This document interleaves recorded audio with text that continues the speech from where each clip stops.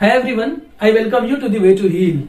यार आज के इस वीडियो में बेसिकली हम लोग केवीएस के बारे में बात करने वाले हैं। केवीएस में जो एग्जाम्स हुआ था उसमें डिफरेंट क्वेश्चंस आ रहे सभी एस्पिरेंट के, हम लोग इसके बारे में बात करने वाले हैं। हालांकि नीचे लिखा है लेकिन इसके बारे में हम लोग सबसे पहले बात करने वाले कि पेपर कैंसिल्ड।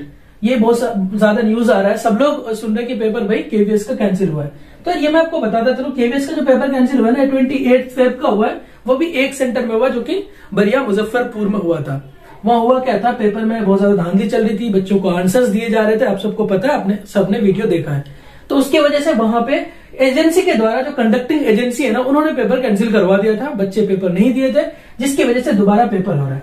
अब इसके बारे में अगर बात करें कब है पेपर, तो यार आज ही नोटिस आया, 9 मार्च को आपको नोटिस आया है और आपको 11 मार्च को जाकर के पेपर देना है। मतलब आपको बीच में एक दिन मिल रहा है, जो लोग भी दूर से जहां से भी ट्रेवल करें ये पेपर जाके दे सकते हैं। हालांकि ये थोड़ा सा मतलब कहीं ना कहीं लगता है, कुछ बच्चों को लगेगा कि ये नाइंसाफी है, कुछ को लगेगा नहीं ठीक है, कुछ को लगेगा कि भाई उन्होंने पेपर अगर नहीं दिया था तो लोग पहले से प्रिपरेशन कर रहे होंगे तो वो पेपर दे देंगे। तो चलो यार, ये बात हुई कि पेपर कैंसिल हर जगह का नहीं हुआ है, ये बहुत अच्छा हुआ। सब लोग कह रहे थे, यूट्यूब में सब लोग ये वीडियो बना रहे थे, ये बात कह रहे थे कि हो सकता है कि अब भाई ये दिक्कत हो गया, मतलब जिन लोगों ने पेपर छोड़ दिया उनके साथ एक नाइंसाफी हो गई और केवीएस इसमें जरा भी कुछ सुनने वाले नहीं है।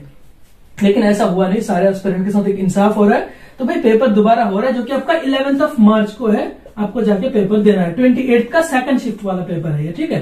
तो ये बात खत्म हो गई, वो भी मुजफ्फरपुर, बिहार के मुजफ्फरपुर में, बरिया में है, ठीक है। तो ये बात तो खत्म हो गई, मैंने इसको डबल स्टार लगा रखा था ताकि हम लोग इसको पहले डिस्कस करेंगे। इसके बाद जो हम लोग बात करने वाले हैं रॉन्ग आंसर इन आंसर की, आप सब देख रहे हैं आंसर की में बहुत सारे क्वेश्चंस रॉन्ग है, मैंने भी देखा है। मैंने 28 का शिफ्ट देखा, 24 का देखा और कई शिफ्ट देखा जहां पे रॉन्ग आंसर्स हैं, जो कि भी करंट अफेयर के क्वेश्चंस हैं, जीके जीएस के क्वेश्चंस हैं, जो सबको पता होता है, जो बहुत वेल नोन होते हैं, उसमें इन्होंने रॉन्ग क्वेश्चंस दे रखा है, ठीक है, रॉन्ग आंसर दे रखा है। इसके बारे में हम लोग बात करेंगे, क्या इससे कोई फायदा मिलेगा आपको, कट ऑफ कितना जा सकता है, यानी कि इंटरव्यू का, ये दोनों पॉइंट आप एक साथ ले सकते हैं कि केवीएस कट ऑफ कितना जाएगा, इंटरव्यू प्रिपरेशन कौन लोग करेंगे, कैसे करेंगे, ये हम लोग नेक्स्ट वीडियो में बात करेंगे। कौन लोगों को करना चाहिए, किन किन को इंटरव्यू प्रिपरेशन करना चाहिए, क्या कट ऑफ जाएगा, कितने मार्क्स अगर आपके हैं तो इंटरव्यू प्रिपरेशन करना चाहिए, और ये रॉन्ग आंसर्स का आपके जो फाइनल मार्क्स में क्या फर्क पड़ेगा, ये सब बात हम लोग करने वाले हैं। चलिए सबसे पहले यहां से शुरू करते हैं कि भाई रॉन्ग आंसर्स इन आंसर की।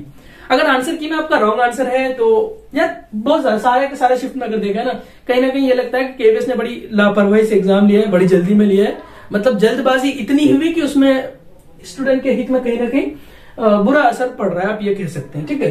तो ये रॉन्ग आंसर है ना, इसमें क्या होगा यार, मैं मान के चलता हूं कि 4 से 6 नंबर ज्यादातर स्टूडेंट्स के बढ़ेंगे, मार्क्स इंक्रीज होंगे, लेकिन कहीं ना कहीं किसी को हो सकता है कि नुकसान भी हो जाए। कैसे, जैसे मैं बता रहा हूं, अगर आपने एक सपोज करो कि 26 का आपने एक शिफ्ट का पेपर दिया, ठीक है, उसमें कई क्वेश्चन गलत है, जैसे कि बाल साहित्य अवार्ड उड़िया लैंग्वेज में, उसके बाद एक कौन सा था, कोई अभी मैं मतलब जल्दी रिकॉल नहीं कर पा रहा हूं, कई क्वेश्चन ऐसे हैं जिनमें क्वेश्चन ही गलत है। तो ऐसा हो सकता है ना कि जो क्वेश्चन अगर इसका गलत आंसर है, आपने गलत के हिसाब से आपका टिक किया हुआ है, आपको उसमें भी मार्क्स मिल रहा है, लेकिन जब वो सही इवेल्युएशन होगा, हो सकता है केवीएस वाले रिव्यू करेंगे आंसर्स को, जो कि एक बार तो फाइनल आंसर की देंगे ना, तो हो सकता है आपके उसमें मार्क्स कटेंगे भी, लेकिन ज्यादातर क्या चांस है, मोस्टली चांसेस है कि आपके मार्क्स 4 से 6 नंबर बढ़ सकते हैं। तो ये है कि आपका जो भी मार्क्स आ रहा है उसमें 4 to 6 नंबर प्लस माइनस हो सकता है, कुछ का माइनस भी हो सकता है, मैंने बता दिया कंडीशन क्या हो सकता है, किस केस में माइनस हो सकता है, ठीक है। तो ये बात तो अब खत्म हो गई।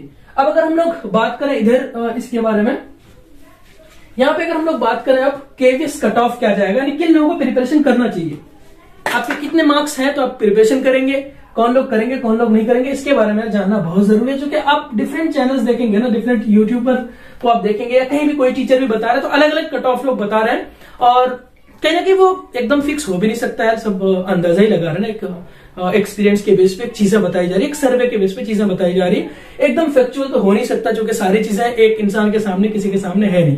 तो मेरा क्या मानना है ना, मैं तो सबको ही सजेस्ट करता हूँ, किसी का अगर मैसेज आ रहा है मेरे जानने में अगर कोई है, तो मैं तो ये कहता हूँ अगर आपके ना 120 प्लस मार्क्स हैं, 120 प्लस माइनस में भी है ना, अगर आपका 120 या फिर इधर कह लो आप 118-17 के आसपास है ना, जनरल वाले और इससे कम और कैटेगरी वाले भी चलेगा, जनरल में अगर आपको 120 प्लस माइनस के मार्क्स हैं, 1-2 प्लस माइनस के, तो आप बिल्कुल प्रिपरेशन स्टार्ट करो। इसका रीजन क्या है ना, मैं आपको बताऊं।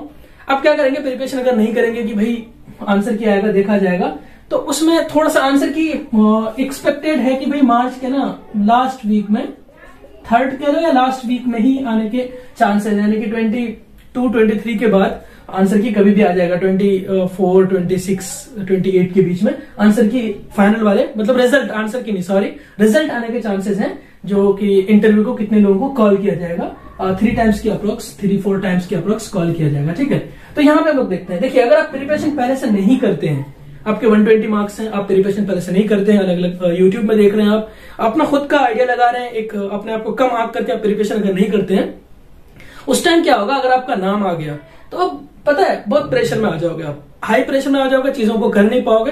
क्योंकि इंटरव्यू के लिए लोग कहते हैं बहुत बड़ी बात नहीं है, हो जाएगा प्रिपरेशन, लेकिन अब सच बताओ ना, जिन्होंने किया है, जिनको एक्सपीरियंस है, तो इंटरव्यू कोई छोटी चीज नहीं है। आपके 60 मार्क्स है भैया, 180 मार्क्स के लिए आपने जितना मेहनत किया, यहाँ पे आपके 60 मार्क्स है, तो 60 मार्क्स में आप मैक्सिमम मार्क्स लेने की कोशिश करें। अगर आपके कम है, यहाँ पे देखो, अगर आपके कम है कट ऑफ से, इसलिए आप अभी प्रिपरेशन नहीं कर रहे हो, तो यहाँ आपके ऑलरेडी कम है, और अगर आपको इंटरव्यू कॉल आ जाती है तो इसमें आपको मैक्सिमम मार्क्स लाना पड़ेगा इंटरव्यू में। और वो कैसे होगा, जब आप अभी से तैयारी करेंगे, डेमो टीचिंग करेंगे, बोर्ड लगा करके कहीं जाके आप प्रैक्टिस करेंगे, आप कहीं भी आसपास कोई कोचिंग सेंटर है, इस तरह की चीजें हैं, अपने खुद अकेले एक बंद रूम में जाकर के प्रैक्टिस कर सकते हैं। इसके बारे में हम लोग अलग वीडियो में इसमें भी बात करेंगे कि आप कैसे कैसे प्रैक्टिस कर सकते हैं। लेकिन बात फिलहाल ये कि अगर आपके 120 के आसपास आप जनरल कैटेगरी से हो तो आप प्रिपरेशन जरूर करो, और आप कोई अगर ओबीसी, एससी, एसटी वाले हो तो आप थोड़े से कम वाले भी प्रिपरेशन कर दो, 17, 115 के आसपास।